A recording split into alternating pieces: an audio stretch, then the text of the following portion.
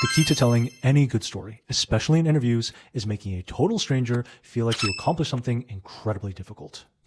When I wanted to leave Uber, recruiters always said, "Oh, wow, you work at Uber, so tell me what you've done there." And I would recite this little star script that I'd prepared because everyone says to use star, right?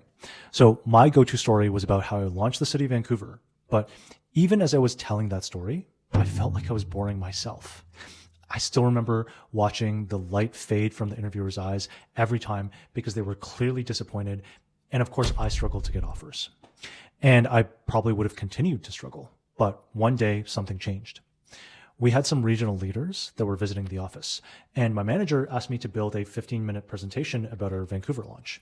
So he was like, "John, these leaders have seen every type of market launch. What makes Vancouver special? Tell them how you overcame the impossible. Our promotions depend on it." I think he was joking, but turning my report into a story actually gave me a realization that had completely shifted my interviews ever since. I need to make my difficulty visible. And as I was forced to think about my stories from the perspective of achievement, I eventually developed my own interview storytelling framework. I call it Healer. Here's what each part means. And here is what Healer sounds like with my Vancouver story.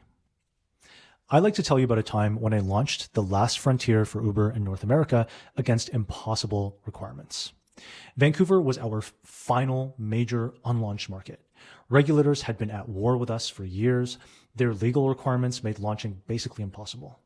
But then one day, the city updated their requirements, and suddenly we were in a neck and neck launch race with Lyft.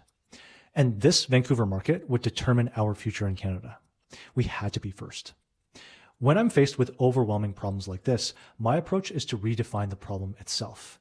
Instead of asking, how can we satisfy impossible requirements, I asked, how can we both achieve what we want? First, I mapped every requirement against our tiny engineering bandwidth to see what we could and mostly what we couldn't deliver. Then I met regulators with a partnership mindset and negotiated some alternatives. For example, instead of real-time trip reporting, I proposed twice-weekly reporting with even more data than they had requested. Throughout this, I centered on one message. We're in this together. Vancouver wants rideshare. You want compliance. We can design both together. It came down to the wire, but we eventually beat Lyft and launched first. We signed the most drivers, had wider coverage, and hit regulatory regulations and expectations even more closely. And we built a playbook that Uber later used for other highly regulated markets. In the end, I learned that if you can't solve it, discuss it. I understood what regulators actually needed and designed a solution that worked for everyone.